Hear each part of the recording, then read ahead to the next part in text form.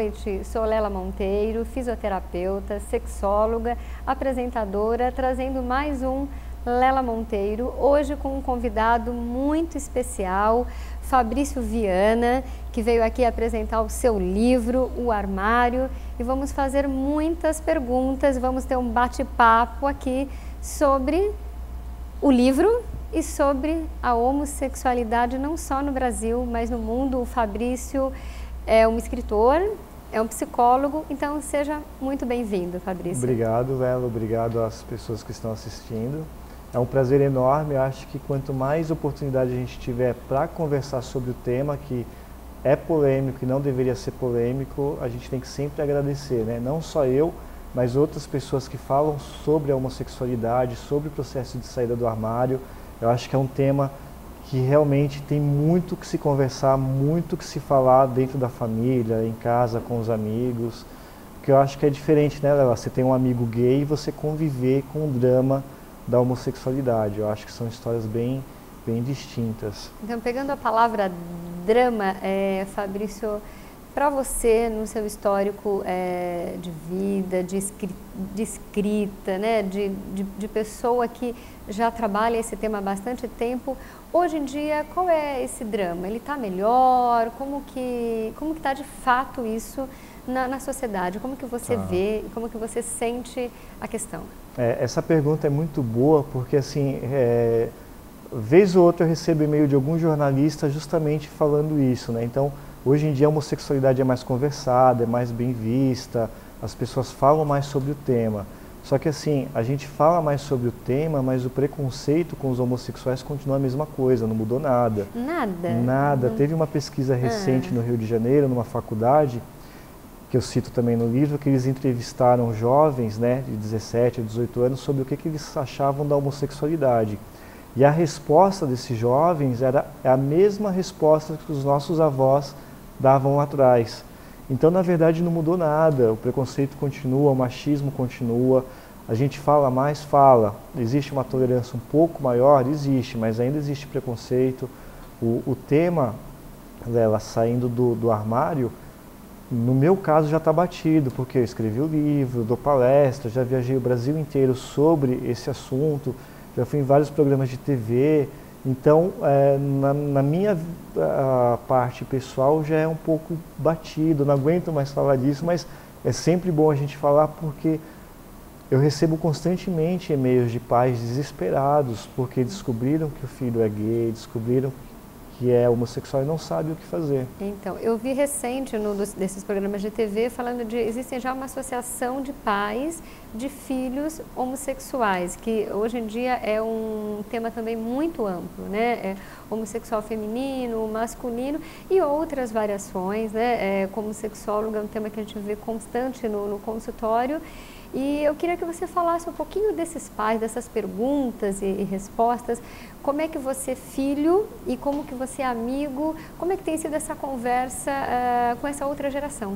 Sim, esse grupo que você cita é da Edith Modesto. Inclusive, eu acho muito legal a Edith participar nesse programa. Está convidadíssima, viu, Edith? Você virá e vamos ver se o Fabrício... E quero um dia ter a casa cheia. Não, claro, desses com certeza. Meninos. A Edith, uma vez eu levei ela para um programa em Santos, também de uma amiga Isabel Machado, que está com o programa Mulheres 10. Um beijão para você, Isabel. E a Edith, ela tem um programa, ela tem esse projeto de muitos anos e é um trabalho muito bacana. Sim. Muito bacana mesmo, de estreitar a relação com pais que descobrem que os filhos são homossexuais. A parte do meu livro, quando eu escrevi O Armário, né, que quem quiser ver trecho, ver entrevistas, o site é www.armario.com. Quando eu escrevi esse livro foi justamente para quebrar um pouquinho dessa ideia, desses conflitos que tem nas relações de pai, de filhos, de educadores. Então a ideia de fazer o livro foi justamente desmistificar um pouquinho esse assunto da homossexualidade, coisa que eu não consegui fazer nos meus outros projetos. Então eu queria, você falou de que o livro surgiu também de alguns projetos que você teve. Você quer colocar algum fato desse projeto que é tão rico? Posso dar um resumo. Na época, há muitos anos atrás, eu acho que uns 15 mais ou menos, eu criei uma campanha publicitária na internet contra o preconceito homossexual. Que bom! E olha que louco, antes do projeto entrar no ar, Lela, eu não podia colocar o meu nome porque eu não era assumido. Poxa vida! Aí, em cima da hora eu falei assim, mas espera aí, como um projeto que eu estou arquitetando, grandioso, na internet não pode ter um nome, um idealizador? Aí eu fechei o olho, eu era executivo de uma empresa, eu fechei o olho, botei meu nome, subi o arquivo, falei assim, não, tá lá meu nome. Vou sair do armário. Vou sair do armário. E aí o projeto foi para o ar, fez uma repercussão muito grande. Depois desse projeto, e aí também teve a parte de desenvolvimento pessoal meu, de entender algumas coisas. Aí eu fiz o Armário X, que eu chamei 12 pessoas para me ajudar, psicólogo, jornalista. A gente fez um projeto maravilhoso, lançou o Armário X. Não satisfeito, fiz a tvtudo.com, que era um programa parecido com o seu, onde eu entrevistava personalidades do mundo gay. Então, bacana. Léo Áquila, Leão Mobo, assim, eu tive muito contato com muitas personalidades para falar sobre esse tema.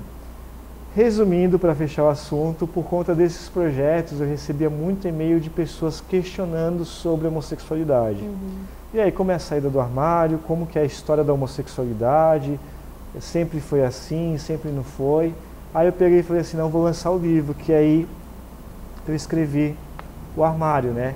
Que é uma síntese, um resumão um pouquinho da minha vida e começando sobre a história da homossexualidade. Depois nós vamos sortear um desses livros. Eu acho essa capa, ô Fabrício, que é um armário todo acorrentado, cheio de cadeado, né? O interessante é que, assim, quando eu pedi o desenho para um amigo que eu conheci pela internet, ele desenha um Alpio, eu disse assim, Alpio, eu quero um armário com os desejos homossexuais dentro e ele saindo. Aí ele fez um bonequinho saindo do armário. Eu falei assim, não, os desejos estão inconscientes, são ocultos. Interessante. E é ao mesmo tempo uma corrente trancando, uma corrente fechando. Te acorrentando lá dentro, e aí né? foi um presentão, ele fez à mão o desenho, pintou, me deu. Eu falei assim, nossa, depois foi para os trabalhos dele de portfólio. Tá muito bacana. Esse eu trouxe para você, né, autografado, e também tenho para sortear aí para os seus telespectadores, interespectadores, né, internautas. Isso é perfeito. Então vocês estão acompanhando o nosso programa, nós iremos sortear assim que o programa for para o ar. Isso, entra na fanpage da Lela. E vamos sortear, nós vamos estar fazendo um link junto. Mas aproveitando o gancho da sua vinda aqui, eu queria que você falasse da Editora Orgástica, que é uma editora de temas de sexualidade. Certo. A Editora Orgástica, porque assim, eu lancei o Armário em 2006. Ele já vai para a 4ª edição, então ele fez um sucesso muito grande, não ganhei fortunas, é até difícil um escritor ganhar, né, fortunas hoje em dia. No Brasil, infelizmente. É difícil, mas aí, como eu trabalhei em muitas empresas, Lela, eu sempre gostei de sexualidade humana, de comportamento sexual, é uma coisa que me interessa, a maioria da minha literatura é em cima disso.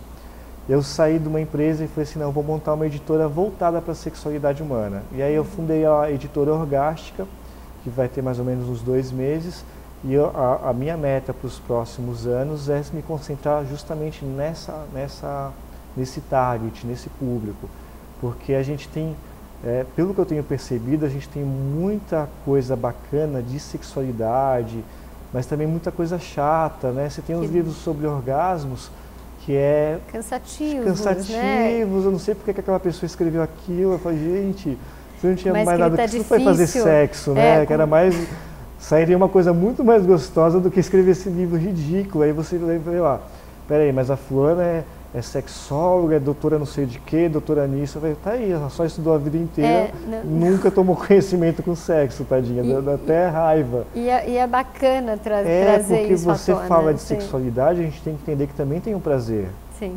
Também tem um prazer nosso, né? Eu estava lendo, eu li inclusive a grande parte do livro esses dias, onde a autora ela fala que ela não entende como o pessoal acadêmico insiste em falar sobre sexualidade e não ficar excitado com as coisas naturais que acontecem. Então, a ideia da Editora Orgástica é justamente isso, é focar em escritores, inclusive se tiver alguém que assista o teu programa agora e falar, não, escrevo sobre sexualidade, eu também gosto desse tema, quero publicar, entre em contato com a gente. Tá super convidado, é um convite que eu faço assim, a gente faz uma análise do texto, vê se ele é comercial, vê se ele é interessante, vê se ele é bacana, faz um contrato, faz um lançamento. Que bacana. Show. Então, essa é a ideia da Editora Orgástica. É um convite para você que está nos ouvindo para se soltar, né? E quem sabe você tenha um grande orgasmo escrevendo, né? É isso que a gente quer. Nós queremos que a teoria saia, né? E vá para a prática, porque as pessoas que isso a gente vê na prática e é estatístico. Quem é feliz sexualmente é mais leve com a vida. Totalmente, porque tem uma coisa que eu acho que você vai concordar, Lela, que eu me deparei com isso. Quando eu comecei a escrever o Armário e estudar um pouco mais sobre a homossexualidade para colocar no livro, porque tem a parte mais científica nele, eu descobri uma coisa que me espantou tremendamente. Assim, o problema da homossexualidade não é da homossexualidade, é muito maior, é da humanidade, é da sexualidade humana. Sim. Se você olhar para a sexualidade humana, você vai ver que a gente não tem educação sexual. Muitos pais não conseguem falar naturalmente com seus filhos sobre sexualidade. Se vê um menino de 6, 7 anos se masturbando, não sabe o que fazer com aquela situação. Pelo contrário, proíbem, né? Proíbe, condena. Então, você vê que a gente precisa muito de educação sexual, a gente precisa muito de falar de sexualidade. Eu tenho ido bastante em rádio, até por conta do programa, e tenho ficado encantada de ver como que a classe C e D, que às vezes assiste o programa AM, esses dias eu tive numa das rádios daqui de São Paulo, e o que teve de pergunta de senhoras de 70 anos falando que tinham desejo. Ela fala, por que as pessoas falam que na menopausa acaba o desejo? E essas senhoras, muito simples, falam, não, nós continuamos com o desejo. E que coisa boa, né? Mas pegando esse gancho do Orgástico, do Editor Orgástico, eu queria que você falasse do Meu Prazer Literário. Já quer pegar todos os projetos. O Meu Prazer Literário surgiu depois da Editora Orgástica. Eu queria ter um blog de literatura. Que tá lindo, viu? Eu acompanhei, obrigado, tá muito bonito. Eu ralo tudo sozinho, eu gosto de fazer tudo na mão mesmo, então a parte de design, você faz super bem. Vídeo, eu não tenho essa qualidade. Eu me dedico bastante, assim, não fica perfeito, eu tenho algumas críticas, alguns amigos também, mas é diferente quando você faz algo com prazer, com paixão. Então, o Meu Prazer Literário, ele é voltado para a literatura em geral. Perfeito. Literatura de todos os tipos, para todos os gostos, assim, eu vou dar uma sondada maior, não vou publicar qualquer coisa também, porque como é o meu prazer, eu me sinto um pouco no direito de escolher o que eu quero, né? Então são coisas do Fabrício. A minha suspeita, Lela, é que venha muitos livros mais técnicos, né? Então livros que, por exemplo, eu vou gravar um vídeo amanhã para o projeto Meu Prazer Literário, quem quiser entrar é o meuprazerliterario.com. Eu vou colocar um vídeo amanhã falando do livro que chama O Mito da Monogamia. E é um livro fabuloso, assim, que eu li. São 2 biólogos, eles são casados com filhos monogâmicos, mas eles queriam saber se a monogamia que nós pregamos tanto na sociedade é algo realmente biológico, vem do ser humano ou é construído. Perfeito, cultural. Eu não vou dar um spoiler, né, para as pessoas assistirem, né? Não vou, mas entra lá, assiste o vídeo, eu vou citar algumas partes, e é um trabalho maravilhoso. Eles só conseguiram fazer esse livro porque antigamente não tinha DNA dos filhotes do reino animal que eles investigavam. E agora tem. Bacana essa visão do biólogo também, né? Tem uma espécie lá de passarinho, que eu não vou lembrar agora, mas pelo povo científico acadêmico da biologia, eram os mais monogâmicos. Quando fizeram o DNA dos filhotes, descobriram que os passarinhos eram tudo de pais diferentes, por mais que tivessem socialmente um macho. Totalmente do que se imaginava e do que se prega, interessante, né? Muito. Então, o Prazer Literário eu vou acabar citando os livros que eu gosto. Excelente. Então, vai acabar dando uma direcionada automaticamente. Vamos caminhar junto. Eu quero ainda falar de 2 temas antes da gente concluir. Um é dos vídeos que você está gravando também sobre relacionamento aberto. Então, dá uma pitadinha. Dou um resumo. Eu sou uma pessoa, Lela, que eu acabo fazendo várias coisas ao mesmo tempo. Eu fiquei muitos anos sem lançar projetos, mas tem um amigo muito querido que me acordou, está aqui nos bastidores hoje, mas eu não posso citar porque ele não gosta de aparecer tanto quanto eu, mas um beijo muito especial para você, estar aqui no coração. E assim, eu comecei a fazer outros projetos, e aí eu falei assim, puxa, eu, Fabrício, tenho uma relação aberta hoje com o Alex Viana, meu companheiro, te amo muito também, outro beijo gostoso. E a gente tem uma relação aberta, Lela, tão saudável, que eu quis fazer um documentário sobre relacionamento aberto. Então, eu montei um projeto no Catarse, eu não tinha equipamento de gravação, não tinha equipamento de áudio, nada. Montei um projeto no Catarse, passei o link para meus amigos, e aí cada um depositou R$10, 100, 200, Olha, que 500, bacana.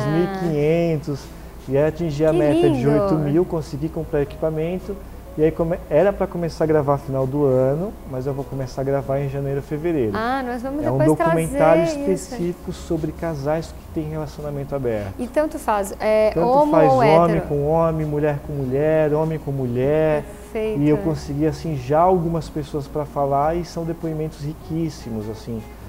A ideia do documentário é passar pessoas, mas sempre com aquele viés sério, respeitoso, Bacana. sobre esse novo olhar. A gente não tem noção de que o mundo é um pouco maior do que a gente está acostumado.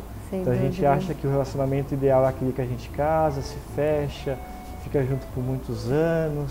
E na verdade pode ser isso? Pode ser bom? Pode, mas também tem outras possibilidades. Sem dúvida. Então o documentário de Relações Abertas, se alguém quiser entrar na fanpage, é facebook.com/relações abertas. Dá uma curtida e você consegue acompanhar a produção do documentário. Então, eu acabo fazendo várias coisas ao mesmo tempo e coisas que me dão prazer. Ontem eu escrevi um artigo sobre velhos casais novos ou novos casais velhos. Legal. Né? E porque com essa onda toda da novela das 8, da sexualidade na terceira idade, então acho que é um tema, né? E a gente pode explorar isso em todas as opções, Sim. porque existem casais homossexuais também velhos, né? Não é só homem e mulher, então a gente vê que tem uma possibilidade de conversa. Parece que depois da terceira idade as pessoas têm que ir para casa e ficarem assexuados. E não, né? Aí que é o bom, a mulher não tem mais preocupação de engravidar, né? Por aí, a gente tem um problema sério. E o homem sério, também. a gente tem um problema sério com sexualidade.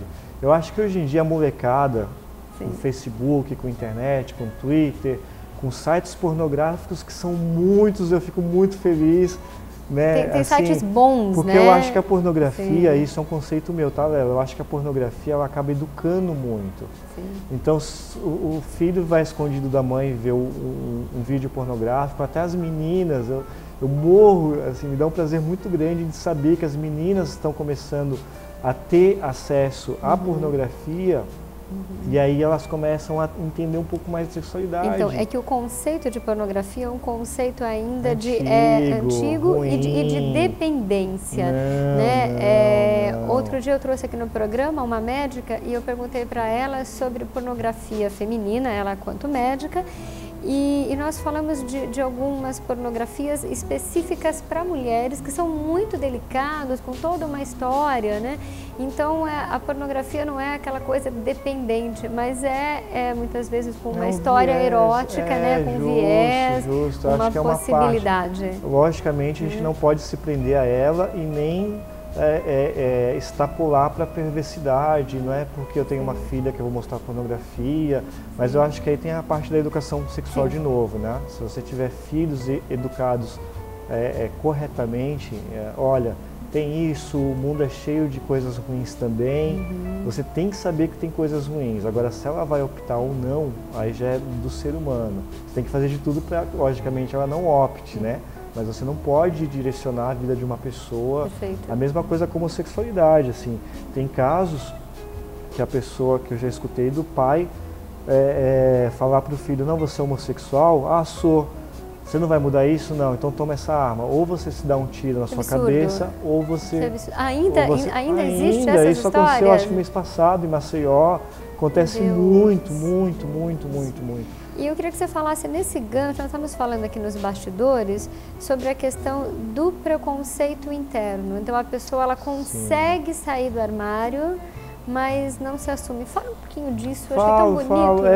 É que o meu livro ele tem uma parte autobiográfica, pequena, focada na saída do armário, e uma parte mais científica. Nessa parte científica eu falo a história da homossexualidade, como era antigamente, como é hoje, as dinâmicas familiares e também sobre machismo, que eu considero importante, e uma dinâmica peculiar do homossexual, que é a homofobia internalizada. Esse termo eu acho então, importante da gente fixar, o que as pessoas né? precisam entender sobre isso? Desde pequeno, o homossexual, mesmo não sabendo que é homossexual, ele escuta da sociedade coisas ruins da homossexualidade. Então, que a homossexualidade não é coisa de homem, é viadice, é uma doença, isso não é de Deus, que é o que mais tem. Então você vai escutando aquilo e aquilo vai ficando gravado no teu inconsciente. Você vai crescendo, por mais que você se assuma homossexual, e muita gente não consegue se assumir, e aí a leitura do meu livro, nesse caso, eu acho que é uma ajuda muito importante. Se você conseguir se assumir, você acaba com aquele resíduo, que é a homofobia internalizada, dentro do inconsciente. Então, por mais que as pessoas falam, tentem viver uma vida satisfatória, plena, elas não conseguem. Elas não conseguem porque fica com esse resíduo. Então, é por isso que os homossexuais, muitos deles, acham feio outros homossexuais beijarem na rua, andarem de mão dadas. Eles têm, assim, Você acha que isso é muito no Brasil ou que existe fora? Fora, também? No Brasil, é do ser humano junto com o machismo. Porque eu vi em alguns lugares, a gente vê que tem lugares que é mais conservadores, mas eu vi na Grécia cenas tão lindas, assim, de dois homens andando de mãos dadas, e eu vejo assim, se eu tenho o meu companheiro e estou de mão dada, por que eu não vou respeitar uma outra mulher ter sua companheira e o outro, né, um amigo ter um companheiro? Então eu acho que... porque assim, o mundo ele é meio bagunçado nessa questão. Tem países que é morte, né? Se é homossexual você morre, então... Você já sofreu isso? Então, eu Fabrício? Não sei, eu acho que por não ter muito estereótipo meio afeminado, que isso eu falo no livro também, que é... Isso influi muito? Bastante, porque o machismo é o principal terror para os homossexuais, para as mulheres, para o próprio macho. Ele não entende como funciona isso. Eu explico muito bem isso no livro. Quando as pessoas começarem a entender, elas começam a entender um pouco sobre essa parte. O que mais irrita na população machista é você ver a figura feminina dentro do masculino. Por quê? Porque o masculino tem que ser sempre macho. O masculino tem que ser o exemplo do homem macho, forte, que nunca chora, que não tem sentimento. Então, se você vê um homem afeminado, fraco, indefeso, isso para os outros machos é terrível. O que você sente mais você ou então, que você, eu não sinto dos tanto. homens? Não, mas você sente que isso assim, do meio que você convive, isso vai mais do homem é mais machista ou as mulheres também estão muito machistas? Mulheres machistas, homossexuais machistas. Homossexuais machistas? Tudo. Mesmo? O machismo é tão forte que ele aliena as pessoas, elas não entendem por que são machistas. Assim, eu já vi texto de jornalista em revista feminina. Dito Feliciano, né? Tanta bobagem. Parecido, Feliciano ele tá lá, ele é um bom marqueteiro, eu acho que o Feliciano é um bom marqueteiro. Ele chamou usa muita isso atenção, né? para isso. Mas ele nem é um problema tão grave, assim, eu acho que o problema tão grave é que ele está implícito, né? Bem colocado isso. Tá por trás, porque o Feliciano você consegue rebater. Né? Ele deu a cara, né? Teve a entrevista do Silas Malafaia na Gabriela. Dias seguintes veio o carinha lá, o geneticista, ele acabou com o cara.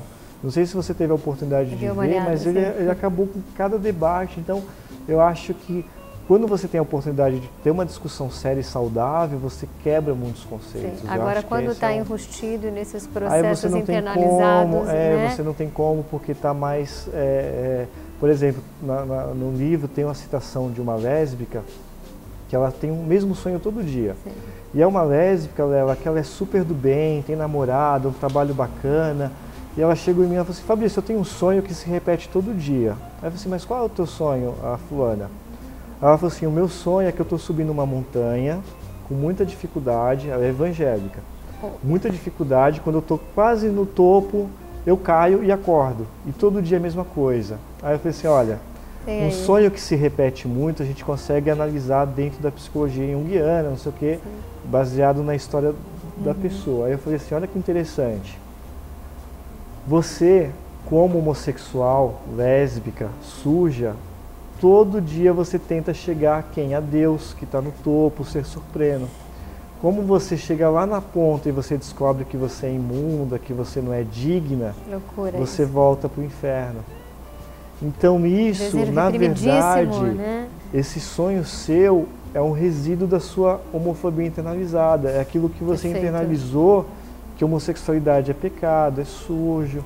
E aí depois que eu falei isso para ela falou assim, nossa, é verdade, porque a minha mãe, para ajudar, me deu um livro chamado A Cura da Homossexualidade, escrita por um pastor. Meu Deus. Ela me deu o livro, assim, eu diria, eu que sou ateu, diria que o livro é demoníaco, porque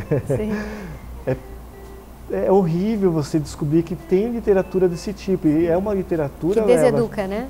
Deseduca. Nós, infelizmente, temos que chegar ao final do programa, mas eu vou te convidar novamente a voltar a essa casa com esses projetos todos.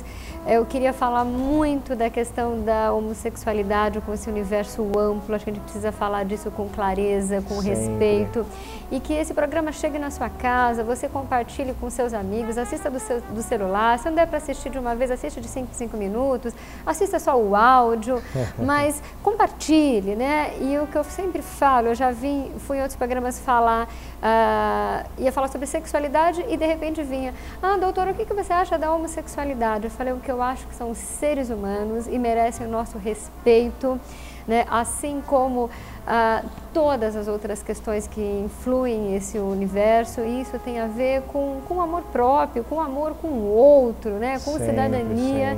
Então eu quero que você deixe os seus contatos. Legal, obrigado pelo convite. Assim, só amarrando o que você falou, às vezes eu escuto alguns comentários, eu quero ser seu amigo porque é legal ter um amigo gay. Gente, não é legal ter um amigo gay. Tem amigo gay que eu desprezo, que eu acho imundo, que eu acho a mesma coisa que amigo hétero. Sim. Caráter não tem nada a ver com orientação sexual. Perfeito. Então, vamos acordar para a vida. É muito estereótipo, né? Demais, parece que não é a pessoa, gente. É a pessoa do bem ou ela é do mal, ou ela é do bem e vira do mal, enfim, não tem nada a ver com orientação sexual. Muito Meus bom. contatos, assim, eu tenho muita coisa, eu já passei alguns links, mas tem um que eu me concentro, eu gosto de concentrar os meus projetos, que é o www.fabricioviana.com, e tem o Facebook também, que é o facebook.com/fabricioviana.escritor. Se tiver alguma dúvida, digita lá Fabrício Viana, escritor gay, qualquer coisa relacionada à homossexualidade. Poxa, aparece você colocou em primeiro como lugar, escritor é muito gay. Fácil. É, porque eu acho mais fácil, né? Que bom, excelente. Colocar escritor gay, além do realmente saiu do armário, marqueteiro, tem um diferencial marqueteiro, mas eu acho que é mais prático, mais legal. Tem alguns amigos escritores que não gostam dessa... Não, ótimo, mas eu não ligo, eu sou muito desencanado, desencanado, mas eu acho que chama atenção, é mais fácil. E é legal porque você se comunica com muito mais gente. Muito bom. Né? Então, Fabrício, muito obrigada. Obrigada vocês internautas que têm nos assistido, apoiado, compartilhado. Então, um beijo. Até o próximo. Lela Monteiro. Muito bom. Foi legal.